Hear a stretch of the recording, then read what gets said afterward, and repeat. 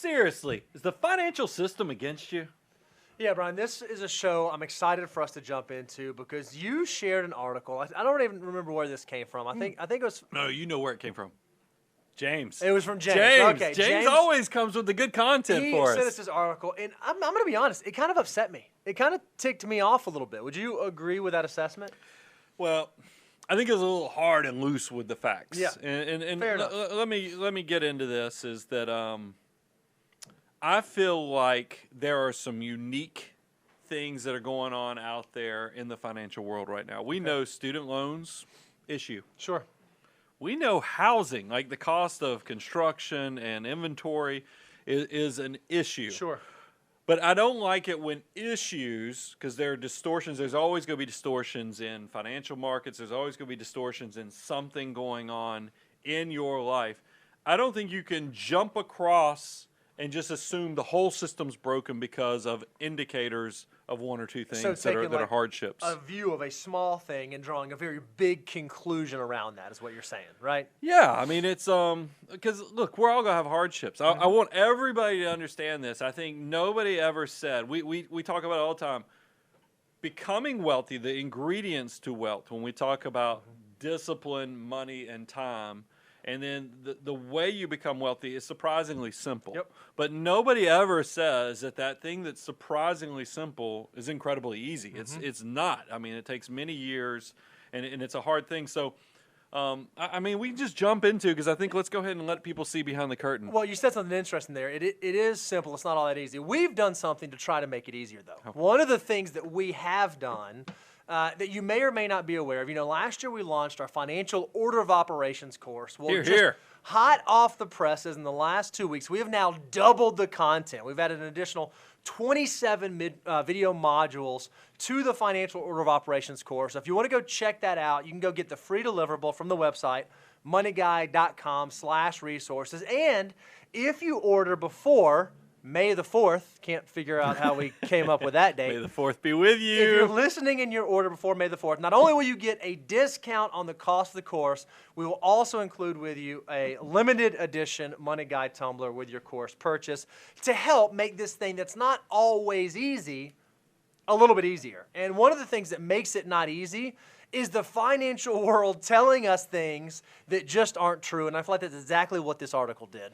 Yeah, so let's just put up the headline on the screen, and this is from, if you look, this is The Guardian. You know, that's just over the pond. Yep, just over the pond. And but here's the title. It's not what you earn, but what your parents have that truly counts. It's not what you earn, not what you do, but what your parents have that truly counts. Now, like, I got a great voicemail last night with the coolest accent. And they'd be excited to see that we read their journalism as well. But it shows me that it's not only American media, it's also kind of worldwide media. That there's these narratives that are pushed forward. And I want to walk this forward of what happened here. Is that there was a research report that came out by the Resolution Foundation Research that kind of focused on housing has gotten to be an issue for people to afford.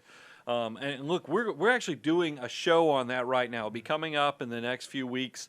You're going to see, we're going to talk about how you can handle buying a house, selling a house, or how you should just approach this housing market with everything going on, with everything ballooning and in price, and you're wondering, is this a bubble? What's going on? We're going to give you the answers to that. We're going to help you work through those type of issues.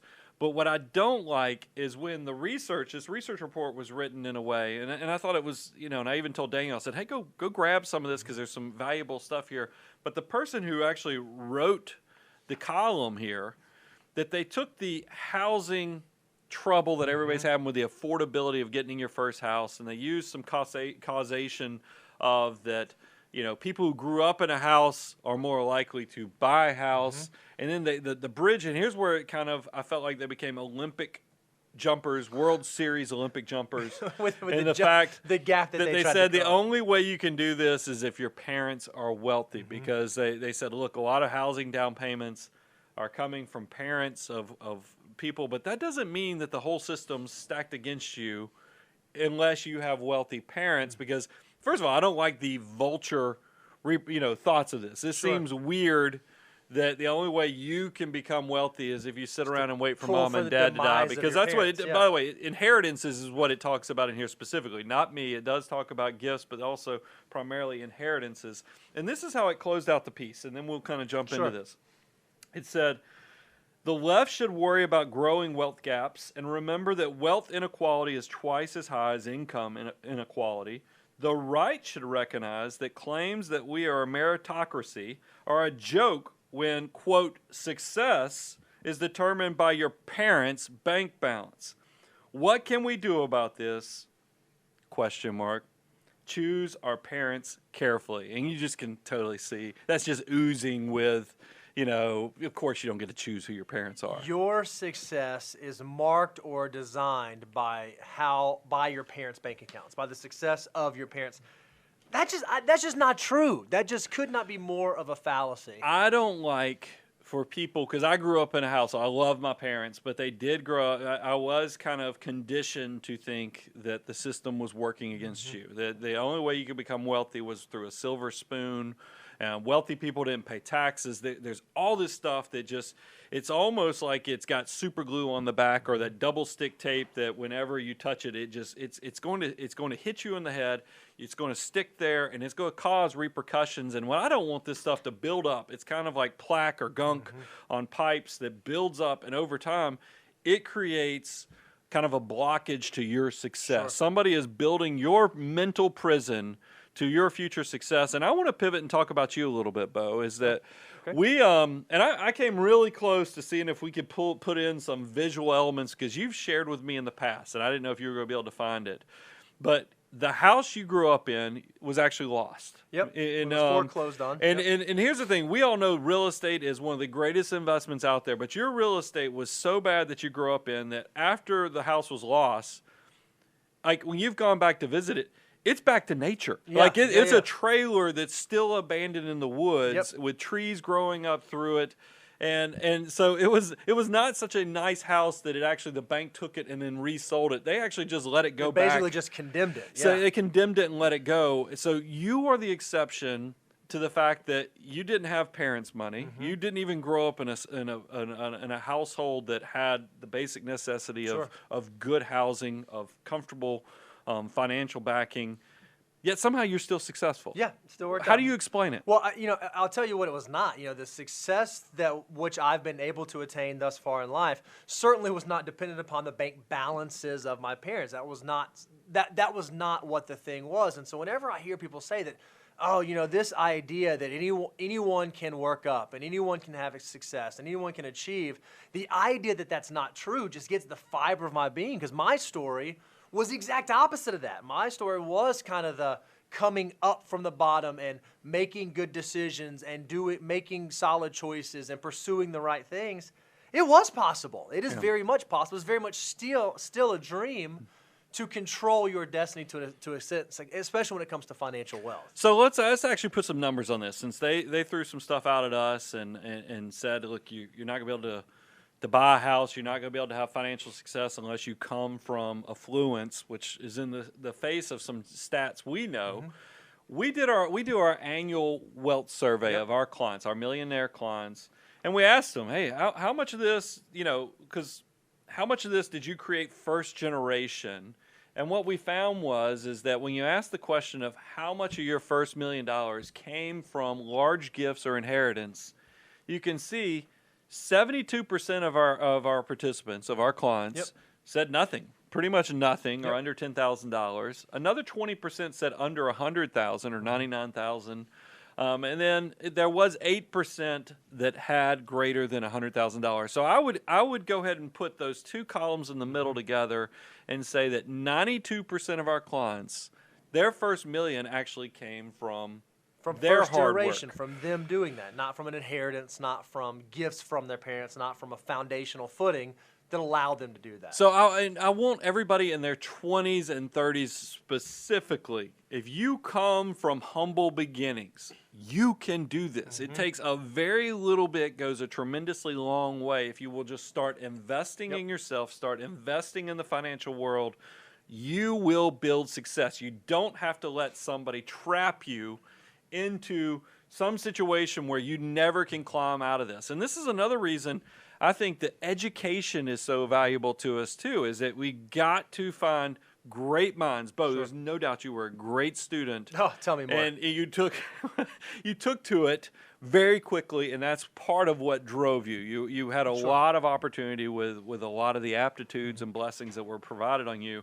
Now, some people are going to look at this stat and they're going to go, that's y'all's data. Well, come on, that can't hold water. That's just, maybe you guys live in a unique part of the country. Maybe you only work with very unique people. Maybe you only work with the self-made people or the first generation people. That doesn't mean that's for everyone. So we expanded our research. Yeah, I love that. It's not just the amazing consistency. It's not just the Money Guy family. It's not just you guys. We actually looked at other research, and it's not just this present point in time. That was the thing that I thought was so remarkable, because if you look at a lot of millionaire studies that have been done on where wealth came from, where it was achieved, the Millionaire Next Door, they did a study going all the way back to 1892. And in 1892, their study found that 84% of millionaires were first-generation affluent. That's actually Sarah's research. Yeah. That's from the next Millionaire Next Door. That's so that's Dr. Stanley's daughter, Sarah, who's also a doctor, by the way. We know Sarah.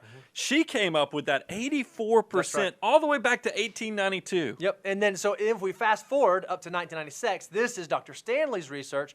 He found that 80% of millionaires in 1996 were first-generation affluent. So really, really consistent, even though it's over 100 years later, that number is still right in that 80% range.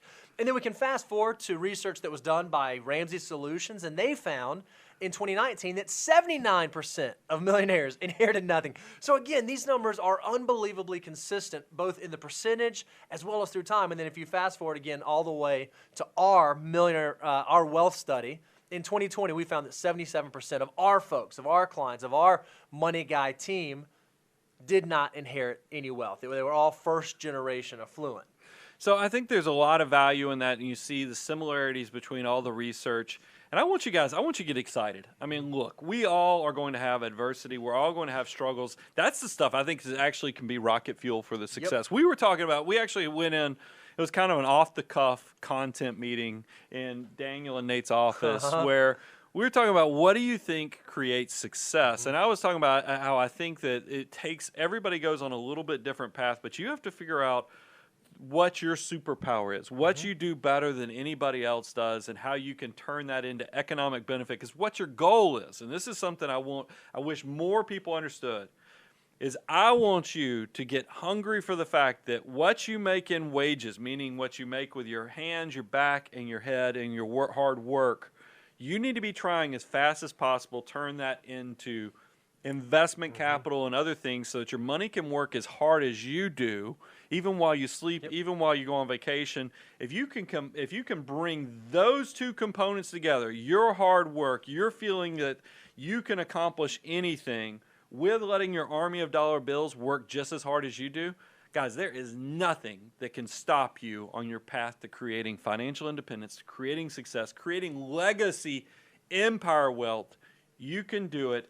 All you have to do is just take those first steps and start letting the money work for you. What I love, Brian, is that, and I actually picked this up from you, this is something that you taught me early on in my career, is that while making those decisions and making the choice to do that is a step in the process, there's actually even a step before that you told me, and you said you have to control that inner voice in your head. When it comes to making financial decisions, when it comes to relationship building, when it comes to all the things in life you're going to do, you have to control that voice in your head. And you actually have to believe that it's possible. You have to believe that you can achieve wealth, that you can build wealth, that you can change your lot. And so we actually, one of the things that we looked at when it came to millionaires in our study was, okay, for most millionaires that we interact with, are they more often than not glass half empty people or glass half full people? How do they control the voice in their head, or do they allow the voice in their head to control them? Yeah, and the data is pretty compelling. I mean, without a doubt, optimists and being optimistic towards life dominates success. Absolutely. I mean, if you want to know, 83% of millionaires in our research are optimists by their nature, meaning that we're always, as I said, facing adversity. We always have obstacles. There's always, I don't love how divisive things are right now. But man, I am still super excited. If you ask me about the expanding pace that technology is going, how we're able to just exponentially grow through human innovation and technology, there's a lot of things to be excited about. And that's where I'm telling you, optimism and you investing in yourself, knowing the future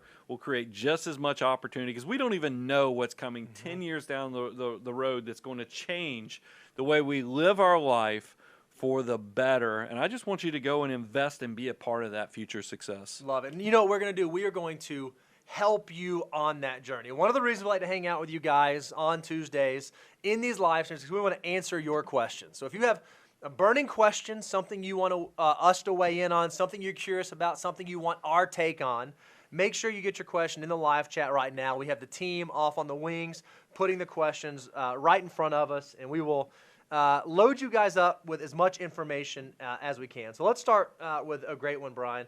This one is from Aaron, and it says, and this is what Aaron asked, for someone under 40, if you can't save enough to max your IRA 1 year, right? And I'm assuming he's talking about his Roth IRA. Would you suggest selling off assets in a taxable account to move to a Roth IRA? So it sounds like this person has been building their buckets, right? And so they've got their tax-deferred bucket in the 401k, and they've got their after-tax bucket, and they got the Roth. But maybe something happened this year where cash flow was tight, and they just didn't have the $6,000 for a single person, the $12,000 for a couple to max out their Roths. The question he's asking is it okay, or should I take money out of one bucket to get it into another bucket? Does that make sense? I think this is a great question, but it also pays a lot of respect to the financial order of operations, which, by the way, go to moneyguy.com/resources to download your free copy of the 9 steps. You can go even deeper with the course, which we have special pricing on right now. But here's what I love about this, is that I have been there. I've walked in their shoes, and the fact that there have been years that I didn't fully fund my Roth. And I'll be honest, there's been some regrets. You know, some of the content that's coming up that I've written about, I've actually, in a nerdy way, gone and figured out what those Roth IRA dollars that I should have invested would be worth right now. I went to go, I mean, maybe you're not supposed to go linger on past mistakes, but I wanted to go see what was the opportunity cost of every dollar that I didn't get into that tax-free bucket. And it's big. I will tell you, you do not underestimate the power of your army of dollar bills and that compounding tax-free growth that goes into Roth accounts. So you need to get very excited that the fact that the government knows that these benefits are so powerful, they limit your ability to fund. You can only do $6,000 a year. If you're under 50, you can do $7,000 if you're 50 and over. And then the same thing with your 401ks or 403bs that are Roth. They limit you to $19,500 on those things. They even limit your income. But here's the crux of the matter. If you have respected the FOO, and you have your deductibles covered, you have emergency reserves so that the bad stuff doesn't get you. You don't, have a car accident or the hot water heater goes out and all these things, and it's not going to derail your financial life. As long as you're not getting into those pots of money, I do think it's okay to sell some of your after-tax investments, assuming they're not like 75% appreciated or 100% appreciated, assuming that the tax consequences don't crush you getting access to that money. Because you notice, Roth is step number 5. Maxing out retirement is step number 6. That comes before step 7, which is hyperaccumulation, which is where the additional after-tax buckets and some other things come into place. Do not underestimate that benefit of tax-free growth. The other, one of the biggest things I hear people kind of fight this idea is, guys, I love it. I really want to do the Roth, but that after-tax money, I might need that. I might need that for a vacation in a few years, or a down payment, or an engagement ring, or fill in the blank, and all the things that you might potentially want to use that for in the future. If I put it into my Roth, I can't touch it till I'm 59 and a half. That's got to be like retirement money. And that is absolutely true. You should have Roth assets sit there until 59 and a half. But if you're in that situation where you say, man, I just don't want to have that opportunity because I don't want to miss out on getting that in, one of the dirty little secrets of Roth that you should never, ever, ever, ever, ever, ever utilize, but is a true fact about the account, is you can always get to the money that you put in tax-free and penalty-free. You can always get your basis back out of your Roth if you had to. So if you're looking at it and you have this after-tax account and you have this Roth account and you're worried about captivating those dollars just in case, know that there's a fail-safe there. So in my opinion, if you have the ability to get it from the after-tax into the Roth, I think you should, because you only get so many opportunities, so many options to get money into that Roth bucket. Yeah, well, when you give that break glass approach where, we're going to put the money in so you can have access, but you're hoping that you never have to actually need the money so you can let it work tax-free.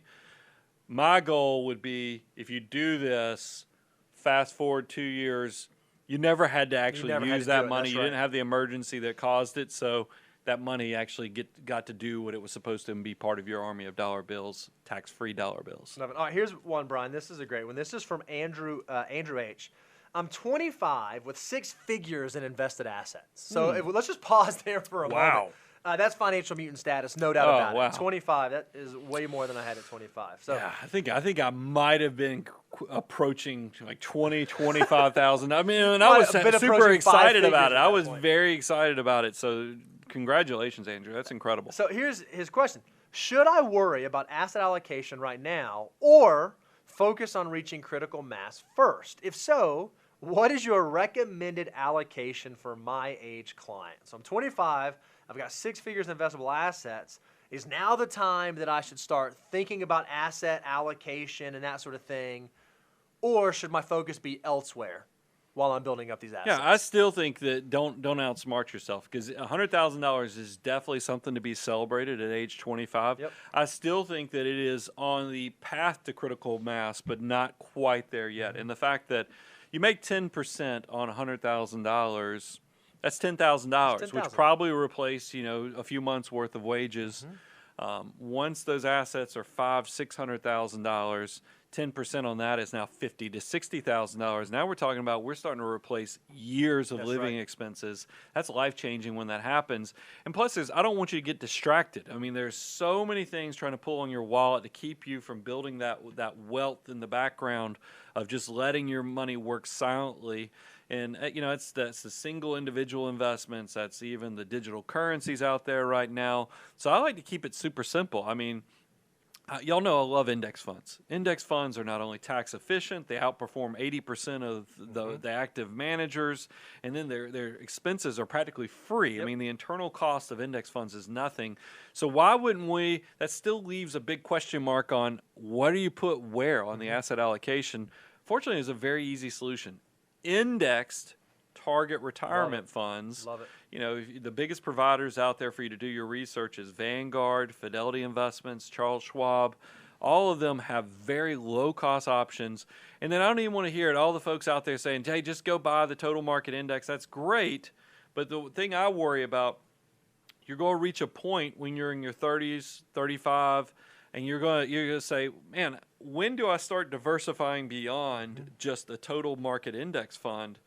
You don't even have to think about that when you're in a target index fund, because here's what it's going to do for you. It's still going to be super aggressive for a 25-year-old. If you think about, go look at the index target retirement funds and their asset allocations for the funds that are 40 to 45 years out, and you'll see they're loaded up with the total market indexes. They're loaded up with the international indexes. You'll be well served. It's just going to be a little more diversified. Yeah, this is a little pithy statement. We say this all the time. In the early stages of your wealth building, your rate of return is not nearly as important as your savings rate. You will do way more damage as a 25-year-old saving an extra 1 to 2% of your income than you will trying to squeeze an extra 1 to 2% out of your investments. That's just a mathematical fact. So if you can focus on that saving behavior early on, I think that's where I would focus my attention. That's a great question, Andrew. Now, Andrew, I want to throw one other thing. Go enjoy some life, too. I'm hoping that he's saving 20, 25%, and then he's going out there and go and make sure you're making some memories, too. That's actually a great segue. You can't see my sheet, but you segued perfectly into this next question. This is what Ryan said. So Ryan's about a couple years ahead of Andrew, and he said, I'm 38 years old with a net worth of $1.4 million and 3 kids. So this person has done very, very well at a very early age. I've always been an aggressive saver. How do I know when it's time to back off a little bit and enjoy the bounty? How do I measure, like, when do I do exactly what you said? When do I say, you know what? I'm in a good spot. I can start enjoying things now. Maybe, you told how'd you figure out how to do that? Well, I think look, this is why we give you guidance and kind of things to base and benchmark your financial life off of. I've always liked, I know when I read The Wealthy Barber, and The Wealthy Barber, they talk about saving like 10%, and that's good. I think that book was written in the mid-90s. Right. Pensions were a little more prevalent. It was a thing. different time. Now more of your financial life does fall on your shoulders. The responsibility of building your wealth is beyond the social safety net of like Social Security, especially if your income is well above. If your income is greater than $70,000 to $100,000 a year, you better put a lot of this on your shoulders, because you are further and further from that social safety net. And the thing that I think we all know that this is out there, so we get excited, especially. And what's the gentleman's name? This is Ryan. So Ryan was he's very excited because once you break 7 figures and he's in his 30s, it's a big deal. I got to think when he has a year like last year, which was horrible, but then turned out awesome, and he probably made 12, 13% in his portfolio, 14%, and then he looks at it and he goes, wowzer, I made 6 figures just off my army of dollar bills. You want to do more. So you probably do need something to make sure that you're just not turning into an Ebenezer Scrooge type miser. And that's where I always base it off of the savings rate. We talk about once you get to 25% of your gross income, especially with somebody who's got over $1 million and they're not even 40 years of age, especially with 3 children and a family, go out there and, go make some memories, because you want to invest in experiences. Not only do you want to have an investment portfolio, but you also want to invest in experiences, because remember, memories have a tendency to blossom as you get older too. So even the cruddy vacations turn out to be great when you look back through history, because what's funny is Carter just came back from vacation. And I had flashbacks as he's sharing that, when you're driving down to the beach and you have 2 little ones, because, him and Beth have a little one. He's like, it's just rough, because when you're trying to fit nap schedules in, feedings into this, and it's just it's a hot mess. And I remember those things, but you also, instead of having all the negative, the scare, the stuff of when you have the feeding schedules, the naps, and all that stuff, you think about how awesome that period of your life was. So I'm telling you, go and invest in experiences as well. And that's why I'm going to give you the peace of mind to know. You're saving assuming you're saving 25% of your gross income, it's okay to go live a little bit. You've done the hard work. You've built your army of dollar bills. Go out there and make some memories. I think that's great. I think that's great. And again, just good job for you. 38 with $1.5 million net worth. That's impressive. All right, this next question is from Rob. Rob said, if I'm saving for a down payment on another house, I don't know if it's a second home, or I don't know if it's just an upgrade to his current home, would it make sense to put that monthly savings into the current mortgage and then just regain those funds at a sale price? So I'm paying on my mortgage, and I know I'm going to move. I know I want to change. Should I just, if I'm saving extra, should I just throw that at my current mortgage, or should I build up savings and cash on the side? I know that I have a pretty strong opinion here, but I'll be curious to know if your opinion aligns. Well, I get it, because I love these type of questions, because you can tell he's a financial mutant, because it just seems painful to go build cash savings that are paying less than, even good cash savings right now are paying 0.5%. That's right. That's hardly exciting. Not exactly great. Meanwhile, if you have a mortgage, your existing mortgage is probably somewhere between 2.5% to 3.5%. Who knows where it is, but it's somewhere in between there. Like, man, it sure would be great if I could just throw that into, instead of paying 2.5% to 3.5%, I would be paying down that outstanding balance. Here's the problem, and I have an experience here because I actually went through this. And this actually single-handedly changed my outlook. If you go listen to our content, we've been creating content since 2006. And you guys, if you go, you'll see it. I'm willing to admit when my thought process towards money has been updated, and usually it's through my own failures or life experiences.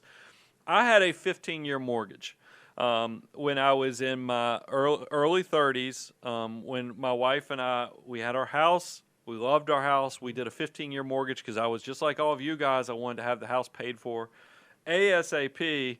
The problem is that then we got, we have we have a special needs daughter who we know we now have to move to a new area so that we can have a good public school system for my oldest, but then we need a special school for my youngest. So that's going to require a move. So we have to leave this house that we love, that we've done all these things with. And sometimes when you get transitioned, because life is kind of interesting how it throws curveballs at you at weird times, it was tough trying to stick the landing of buying a new house, selling the old house, but having a 15-year mortgage that was requiring more cash flow than really I wanted to be spending on that house at that time, that I would have loved to have had a little more flexibility for the house down payment on the new house I was having to buy, as well as the moving expenses to move my family. So that's single-handedly that life experience. I now like 30-year mortgages for younger people because I think it gives you a little more flexibility, not only on the house purchase, but also if you're in a transition period like I was, because you're not having to pay as big of a premium unless you want to. Because there's nothing wrong with prepaying a 30-year mortgage, just like a 15-year mortgage. It's just you get to choose it versus being forced to make that payment. If you're under 45. Put that out there. Yeah. If you're under 45. Well, that's true too. But that's kind of the experience share I have. So I would, because of that, I'd want the additional flexibility. Yes, there's an opportunity cost that you're only making 0.5% on the money. But once you put that money in the house, the only way you get the money, prepaying that mortgage, the only way you get it out is to refinance. That's not cheap, by the way. Yep. And the other way is to sell the property. And that's not, I mean, it is easier right now, but you don't always get to control the timing of that. For financial mutants, it's so hard to think about losing that interest cost of that mortgage. I would think about it as an insurance premium. You're paying a very small insurance premium that's deductible, right, when you do your taxes, in order to have flexibility. Because you said it great, Brian. Anytime you go through any life transition, whether it's growing your family, getting married, changing jobs, moving, buying houses, any of that stuff, liquidity is your friend. And so if you have to pay a small premium of mortgage interest in order to have that flexibility, that freedom, that liquidity, I totally think it's worth it. Well, liquidity equals margin, and margin lets you think clearly versus I think when you're squeezed and you're kind of desperate, you tend to make mistakes. I just will tell you, if you're in a place of desperation, you will do things that might not serve you well 10 to 15 years down the road. Whereas if you have that liquidity and you have that margin of flexibility of life, you can think clearly, you can do the pros and cons list, and you can really navigate things well. And that's why all this stuff is interconnected, and that's why you have to make sure you understand the financial order of operations and how they're all interconnected. Love it. All right, here's one. This is from Warren. Warren said, what is the proper amount to put into a college 529 plan? In my opinion, there's a couple different ways that you can approach this. Step one that I always want to think about is when it comes to saving for college, am I in the appropriate part of the FOO, right? Like, have I followed the financial order of operations? Am I now at the stage of my financial journey where I should be saving for college? So if you haven't done it, go download the deliverable, moneyguide.com/resources, and check that out. And assuming that you are, the first place I always look is we know that 529 plans are offered by states, right? Yeah. They can be offered and bought directly from the states. Well, depending on the state that you live in, a lot of states offer a tax incentive if you participate in that state. We used to live in Georgia, and Georgia's plan would actually give you a deduction on your taxes for the amount that you put in the plan. So a really good starting point for how much to put in there is to go say, okay, well how much is deductible? How much is the amount that's available to me? Once you get past that, then you got to do a little bit of projecting. You got to kind of think about, well, what really is my goal for college saving? What am I trying to accomplish with this 529 plan? Yeah, and just to lay it out there, look, both said it, financial order of operations, but also you are worried. If you overfund, I want to give you a little peace of mind. If you do overfund, you can always get your investment back out, no problem, and you only pay income tax on the gain with a slight penalty on that gain portion. Only on the earnings. And look, and if your kids get a scholarship, the government's actually built in a system to where you get the money back out with you pay income taxes, but you don't pay penalties if the money comes from some other source. But what I like to tell people, I do like you to be somewhat aggressive if you have multiple children with that first child, because you can always drip it down. If you overfund it, you can drip it down to the other children. You can even use it for yourself if you want to go back later in life for education goals or for a family member. There's nothing wrong with transferring it back and forth. But I'm going to kind of speak out of both sides, though, but you do need, and well, let me say this. I also like at 529s, they've expanded what they can be used for. K through 12 now is covered. You can. A lot of people didn't realize that 529s have, for years, even before some of the recent reform, trade schools, you know, if you're beauticians, trade schools, community colleges, all those things qualify. It doesn't have to be a traditional 4-year college for you to use 529 money. So there's a lot of flexibility in these plans. But I do think sometimes people are worried, do I overfund? Because I have seen cases where people were putting so much money into these 529s, and then the kids get to college and like, wow, I overfund this thing. But so I think you've got to kind of put pen to paper, start to spreadsheet. Pen to paper sounds like, you know, Benjamin Franklin's doing this plan, but it's but it is one of those things. Pull out you got to put some numbers to it. Give your best judgment. I mean, kind of what I've done personally. I always think experience shares are important. I have for sure 2.5 years of my daughter's college funded. That last year and a half, I mean, probably will come more from, she has a custodial account as well as, you know, we'll fund some of that. Yeah, I think 75 to 85% of what you estimate college costs to be probably makes a lot of sense to shoot for in your 529. And one thing is just make sure you check it. I can't tell you how often I'll be talking to a potential client and they'll say, yeah, you know, we started this when the baby was born. And yeah, they got this 529, they're 12 years old, and they've got $190,000 in it. And I'm like, dude, at 12 years old, maybe we can slow down that funding.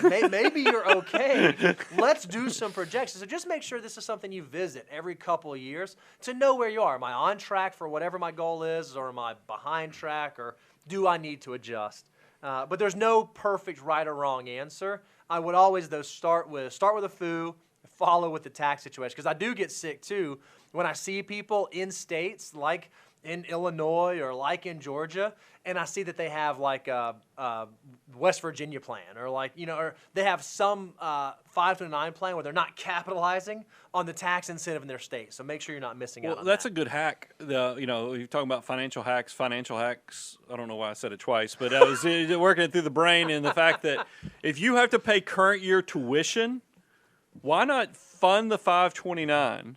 Yep. And then pay it out of the 529. You'll get the tax deduction, and then you'll also fund it. You didn't get the tax-free growth, but that tax deduction can be very powerful in a lot of ways. So that's something we always are looking for also to make sure that we maximize. Love it. All right, this next question is from Brad B. I'm going to expand his question a little bit because his question is incredibly self-serving to me if I just leave it as is. He said, is CFP or CFA worth it? And CFP is Certified Financial Planner. CFA is Chartered Financial Analyst. What about, you didn't say CPA? You didn't mention that one on here. So what I was going to say is, gracious. I know why you took this question. Why don't we talk just very briefly about some of the different... You say PFS? Nope, none of those. Some of the different designations, and really how you can separate the wheat from the chaff. Like, how do you decide, if you're thinking about hiring a financial advisor, if you're working with a financial professional, what should you look for? What should you not look for? Now, wait a minute. This was asked by somebody who's obviously curious to know if they should get it. Correct? Oh, no. I thought they were asking. Read the question again. Is CFP or CFA worth it? To hire one or to become one? Well, Brad, I don't know the answer. I was thinking he was talking about hire one. Let's handle both sides, okay, because perfect. I think we can go at this. We can do both in a good way. First, hiring. I mean, look. Here's the reality that I found very quickly about being a financial planner. Anybody can be a financial planner. Yep. I mean, you just hang out a shingle, you know, call yourself financial planner. Okay, that's all fine. Right, that's all right. Congratulations, you're officially a financial planner. You know, there's a lot of people. I remember I went and got my registered rep status when I was, you know, being a CPA that was going to start selling financial products. I went to class for 1 week, and somehow in 1 week, I was now a freshly minted registered Ready to rep because tell I people how passed. to manage I their passed money. the Series 7 and I passed the Series 63. Congratulations! You are now officially qualified to go start selling people products on their financial lives. So that was always bizarre to me because I just didn't seem like I had enough experience. Sure. I didn't have my 10,000 hours to be an expert on the subject matter, but I was a registered rep / financial advisor. So I will tell you, I like credentials for several reasons. First of all, they make you pass a test to show that you have knowledge on this material. The second thing, and this is even more important in my eyes, we talk about 10,000 hours. I just threw it out there as a conversational thing. That's 4 to 5 years of really working in subject matter to become an expert in what you're doing. So, and you know, being a CFP, being a CPA, I don't think CFA requires, they don't have an experience share, do they? I mean, a requirement of experience in the industry, working in the industry. I don't know. You know what? I think it's because the testing process is so long. Yeah, it does take 3 years. Honestly, I can't remember. But that gotta get through CFP, CPA, and I'll even throw in, because it takes so long to get the CFA, you have to work in that industry for years before you get to do it. So that's going to protect you. If you go get somebody who's got certification in that, it's going to protect you from the person that last week they were working in a completely different industry. They took that 1 week preparatory class and now they're trying to sell you some type of product. I think working in the industry is very valuable. So that's what I do like credentials. They also, look, if you're a young person like me, when I was in my mid-20s, I looked like I was probably 6.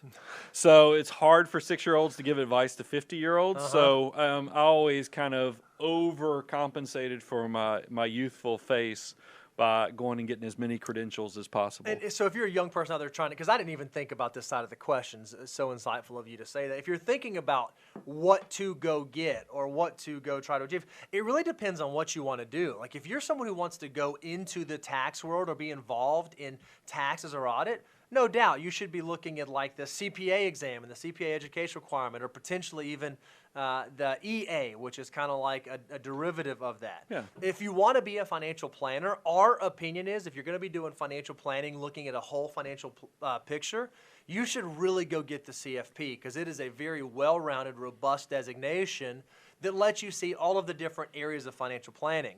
If you know you're someone that wants to go like real heavy in investments and you maybe want to go work for a fund or a fund company or something like that, then the CFA is a great solution, or maybe the SEMA or something like that. You really need to decide what you want your career path to be and what you want to be doing, and then go pick your designation accordingly. Now, one of the things that I see a lot of my friends fall into, and you already said this, there's a lot of designations out there. You can spend a weekend and $100, and boom, you've got letters behind your name.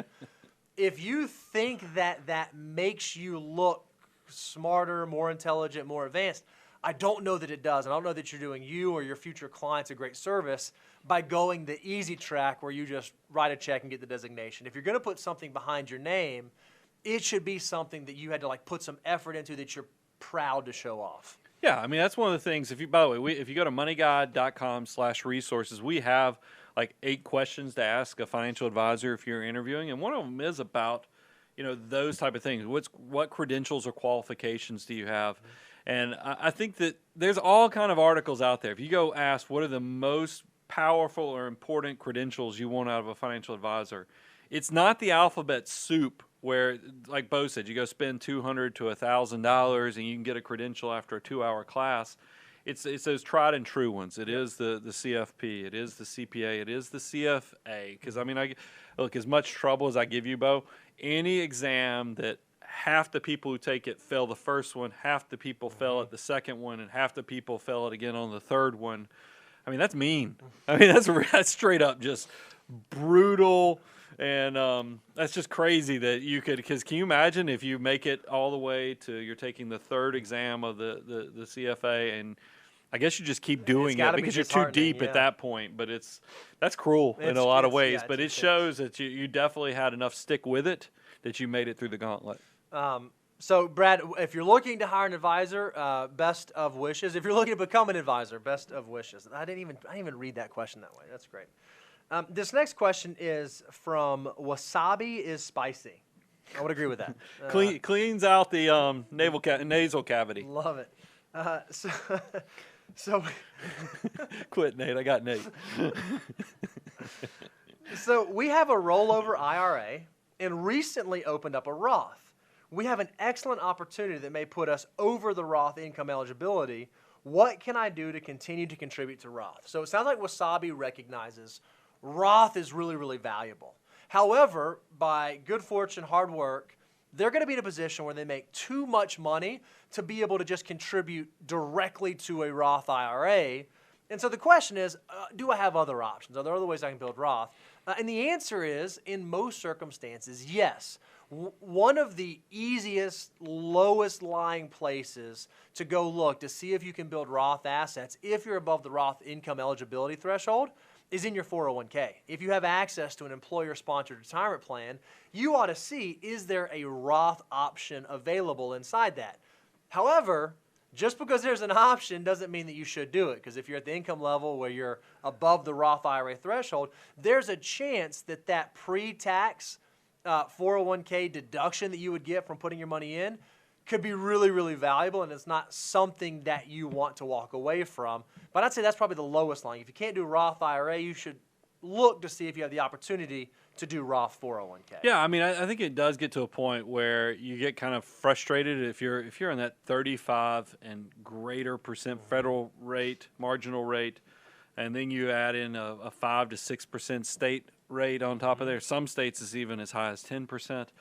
You quickly be like, wow, close to half my money is going to taxes. Yep. So that's when you'll quickly realize you want to go the traditional route of lowering your taxes to avoid that, because you're on the hope that when you retire, when you can control how you're pulling your money out of these retirement accounts, you might be able to legally manipulate this to be in a lower tax bracket. That's what the hope is. But Bo's alluding to, in that type of situation where you're using traditional on the 401k or 403b, if all your money's in qualified assets, and that's those 401ks, 403bs, 457s, you don't have any rollover IRAs, any SEP IRAs, any simple IRAs, you might qualify for that unique strategy of doing Roth conversions, also known as the backdoor Roth contributions, where you can fund a traditional IRA.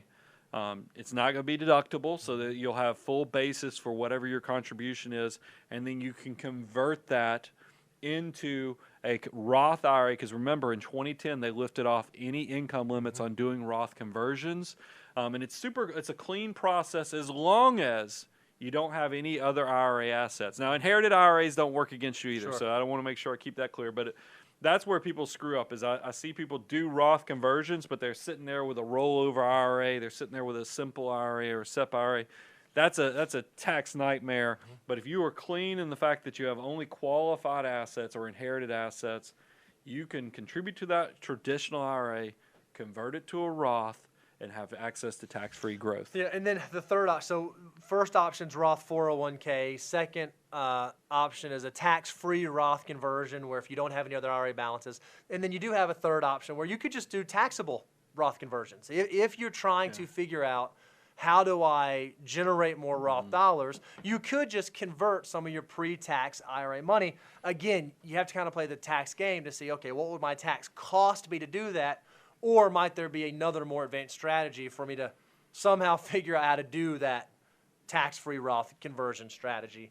But it's a good these are fun problems to try to solve, because generally speaking, it's a good thing when your income is above the Roth income threshold. You've done some things well, and the fact that you're thinking about this kind of stuff, how do you still build Roth assets, shows that you are indeed a financial mutant. All right, this is a fun question. This is from Ian. Ian said, this is his question: how do I make my baby a millionaire? That's not really his question, but that's what he asked. He says, I listened to one of your shows recently about investing a lump sum for a newborn, around $1,500. Where would you suggest investing this? After-tax account until they get older, until they can open up a Roth, ? So first, I think we should talk about this idea we came up with, is if you just want to put a lump sum of money into an account, what it can do for a newborn, right? Or what it can do over a long period of time.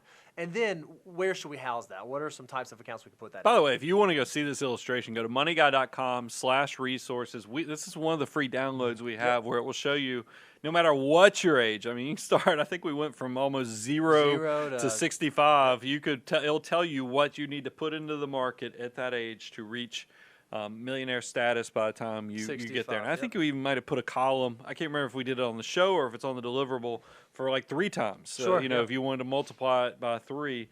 But here's what we're talking about. First, we know top of the food chain, your favorite child is going to be the Roth IRA. You like all Roth assets because they're tax-free. We love tax-free growth because especially if you're talking about a child, I mean, we're talking about decades of compounding growth, so you want that to be tax-free if at all possible. There's a problem, though.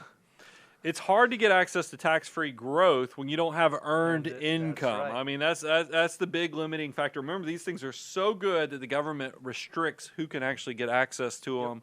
So probably for a young child, a very young child, you're going to just do a custodial account, and you just got to know there's going to be some taxation to it. Now, once the child is getting old enough, that sounds so formal. Once the child is old enough, and they can start working. Like I can tell you for my daughter, I think it was around age 14, 13 or 14. She was babysitting.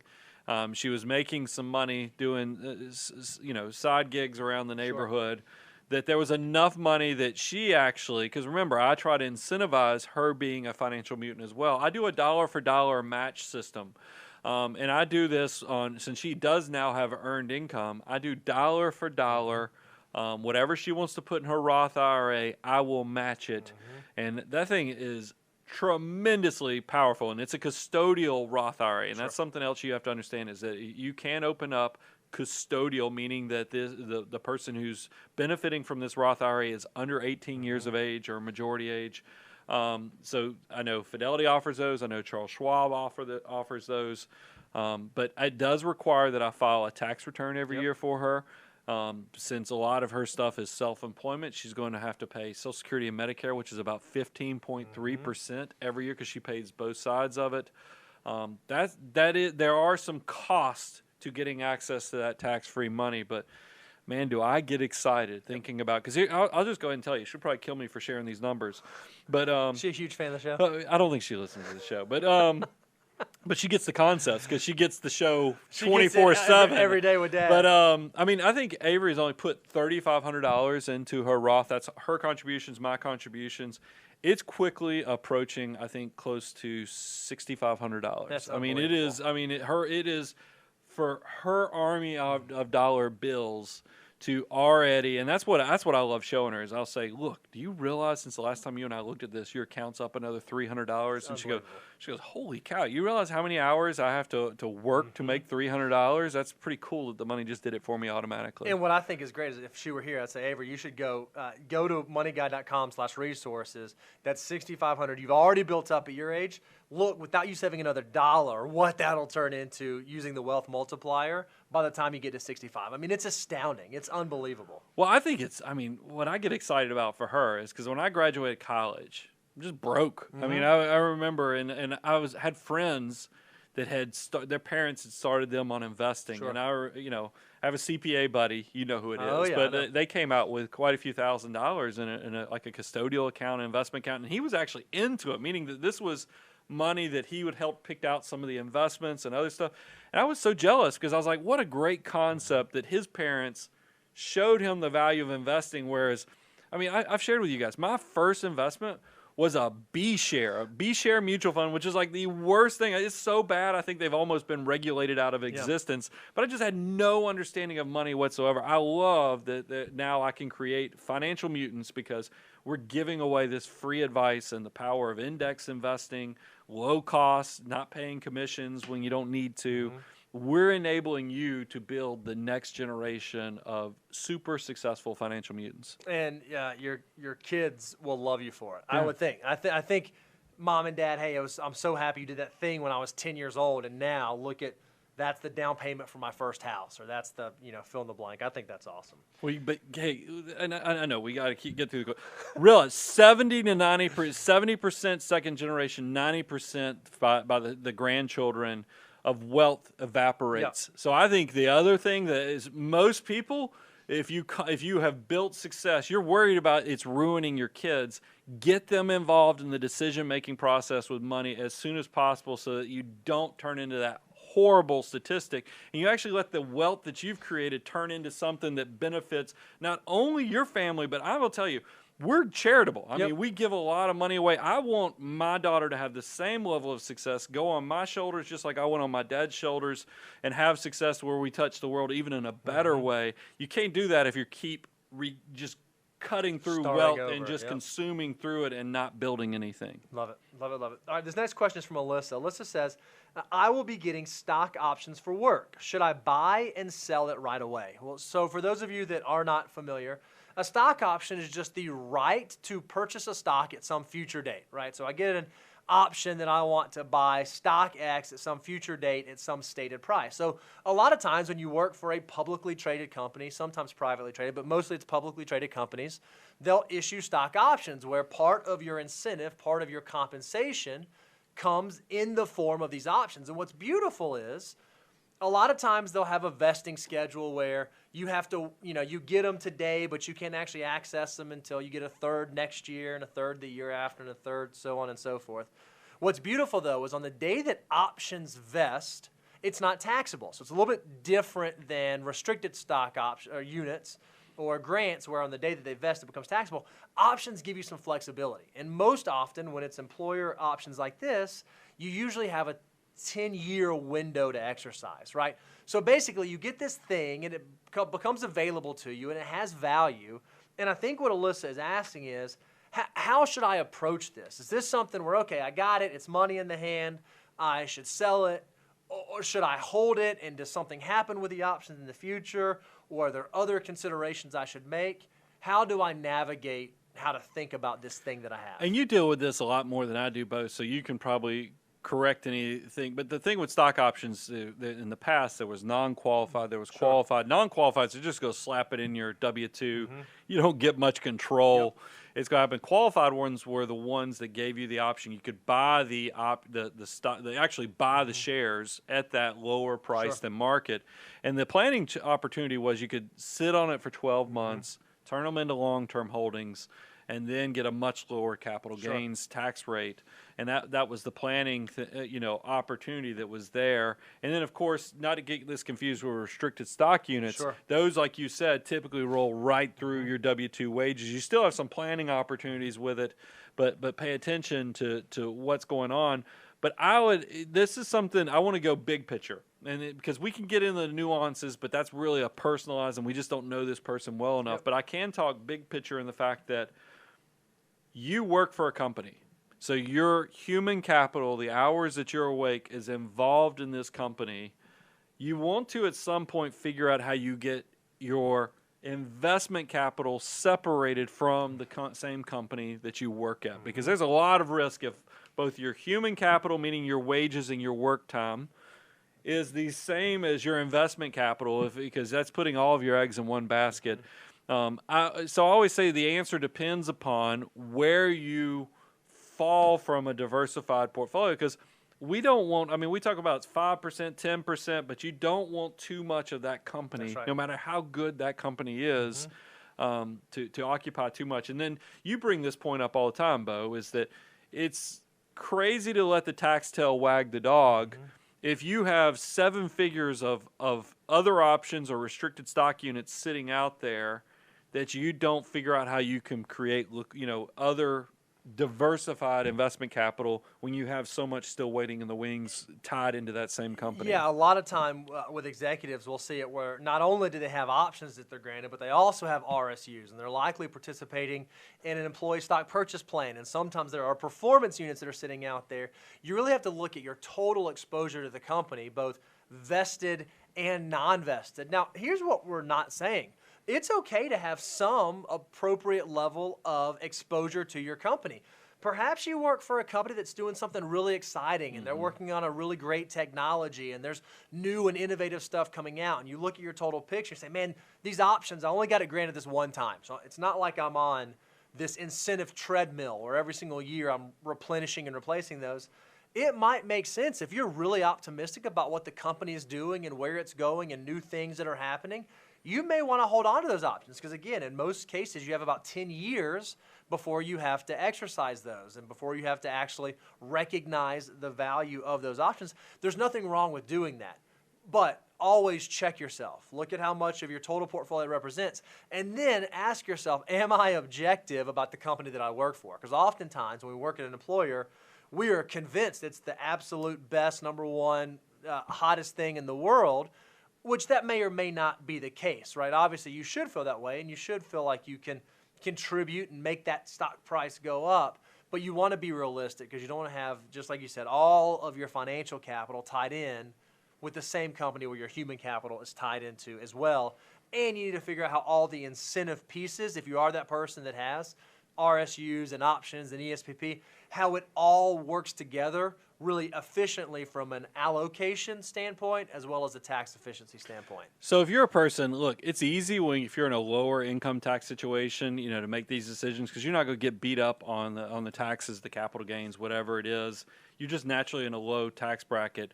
But if you are a person that this is a substantial sum, don't make these decisions lightly. Yep. This is definitely one of those measure twice, cut once. Maybe you need a co-pilot to help you make these decisions because it's just so many different variables that are working there that you need to build a plan of how you actually address these things. Because that's the part I love doing the Money Guy Show. I love giving you guys the free advice so you can learn, apply, and grow, and hopefully build the abundance cycle that you become clients.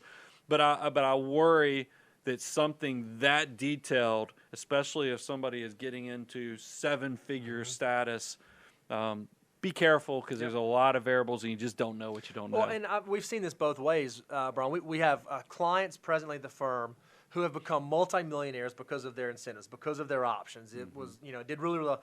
And we have other clients at the firm who had that level of wealth and incentives on paper. And then something happened to the company, the thing changed, and it all went away. Yeah. So you just, again, understand what you're getting into and what you have access to. Now, that was a great question. All right, this one is from Jordan. Jordan said, what is the best way to save for my next vehicle purchase, which is going to be 3 to 5 years from now? A simple savings account to ensure no risk of value loss, or maybe a short-term bond ETF for possible earnings. All right, so bonds are conservative, Brian, right? They don't go down in value. There's nothing macroeconomically going on that could cause a bond to lose money. Why wouldn't I invest in that and do better than my cash account?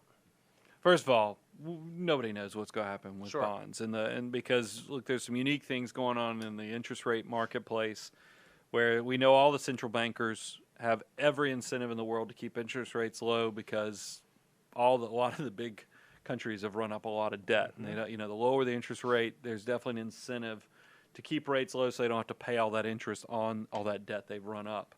But there's still some pressure. It feels like there's inflationary pressure. There's a lot of money all looking for the same goods. I mean, this is the magical recipe that does create price increases, inflation, and traditionally the way you fight inflation is you start raising interest rates.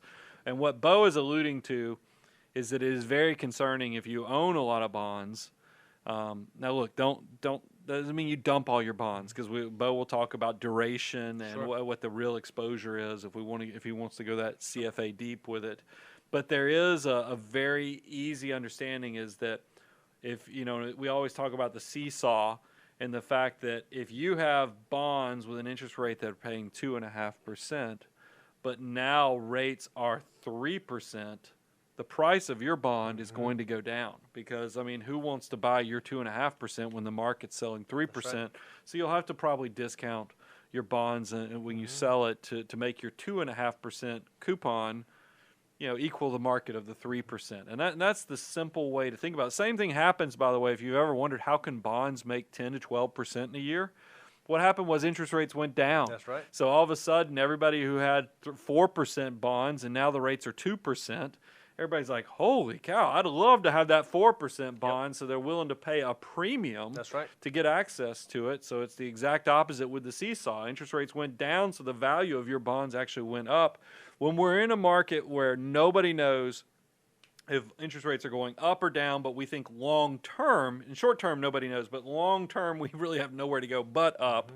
I think people are trying to figure it out, but that's why you better understand your why of bonds, and that's where bonds are supposed to be the stabilizer. That's right. But I would not use bonds to save for a car purchase 3 to 5 years. I still, exactly right. look, here's the thing, and Bo and I'll let you jump in. I won't put words in your mouth, but I'm kind of a cash purchaser. I think if you need the money in 3 years, like when I think about cars, engagement rings, and house down payments, I know there's an opportunity cost because, look, 80% of the time, you just go throw this in the market, and 8 out of 10 years, you'll have more money when you go pull that money out. But, man, what if it's the 2 out of those 10 years That's and right. you needed that money because you had a time certain in that 3-year period? That's why I like liquidity. You've talked about balance funds. What are your thoughts on that? For a car, if it's inside of 3 to 5 years, I agree with you, Brian. I like cash. I like saving for that. But what I think is harder is maybe you don't know if it's going to be 3 to 5 years. You think you might need to replace your car, but it's not time certain. And you're like, well, if this car is going to be 7 years in the future, I'm going to be sick if I, had this money sitting on the sidelines at year 3. So one of the things that you can do if you are thinking about approaching a car purchase, this is something that I do personally, I still build up my additional cash as I anticipate. But I might not do 100% of what I'm saving. I might take half of what I'm saving and dollar cost average into a more conservative type holding, like a balanced fund or like a shorter dated target index retirement fund, so that I do get some sort of exposure. I'm dollar cost averaging, so if the market does go down, I'm buying lower and lower, and if the market goes up, I'm making money, but I don't do that with all of it. And I'll do that consistently so that I kind of build both pots. Now, that's only when I don't know the timing of an expense. If I know that I know 3 years from now I'm going to buy a car, or 3 years from now I've got to pay off the engagement ring to be able to propose, or whatever the thing is, I'm going to save that in cash because I just don't know what the markets are going to do over the intermediate term. And like you said, Ron, I'd be sick if on the day that I went to the jeweler, or the day that I went to the car dealership, or the day that my car went kaput, all of a sudden the market was at a 20% drop. I'd be sick that all that money I'd saved, I've got to liquidate at depressed prices, and I don't even have as much cash as I saved. You just don't want to find yourself in that situation. Yep. All you're trying to do is, remember, markets are walking up the mountain with a yo-yo. You're trying to make it through that yo-yo, the up and down, and make sure you get into the high enough elevation, and that takes time. I think, Brian, this is a good question, and I want to see if we can answer it without like getting nitty-gritty details, but stay high level and it still be valuable, because we actually get this a pretty good bit. He says, I have some question on the mechanics of drawdown, and that sounds way more in depth than I think we should go, but do you recommend a sort of reverse DCA by selling biweekly, monthly, to sort of emulate a paycheck, maybe quarterly, maybe annually? So I think what KBA is asking is, when I'm building wealth, I dollar cost average into the market, and I build. But then when it's time for me to start decumulating, time for me to start pulling it out, do I just if I need $5,000 a month, do I sell $5,000 this month and then pull it out and then sell $5,000 this month? Or is there something that happens when I go from accumulation to decumulation that'll change my psyche around that? Well, there's quite a few things. I mean, there's a lot of moving parts when you approach and it's okay to transition from saver to spender or consumer of your resource, because that's what you work hard for. That's why you save. But think about this, guys. When we talk about especially an financial order of operation, step 4, emergency reserves, we're always talking about for while you're working, it's 3 to 6 months. And you have to figure out it's 3 months if I could get a job tomorrow. It's 6 months if there's a little bit more, how many people in the household are working. When you retire, that number jumps up. It might be 18 months to 36 months. Yep. Part of that is because it's the answer to the Exactly question in a lot of ways, is that you want to have access to more liquidity.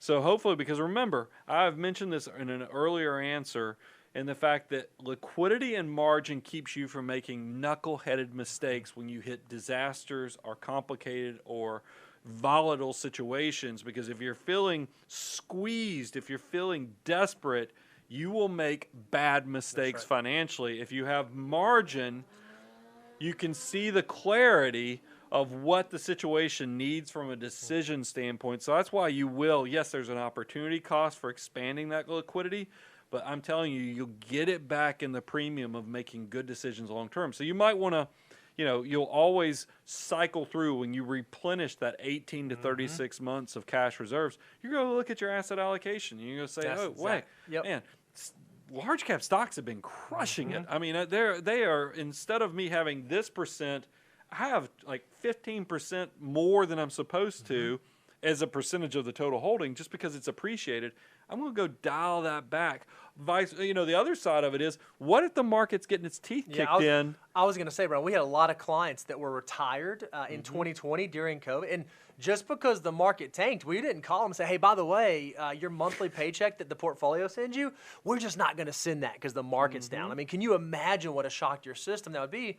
What we were able to do is, because we had that cash sitting in the portfolio, their distribution still happened. And you know what we didn't have to do?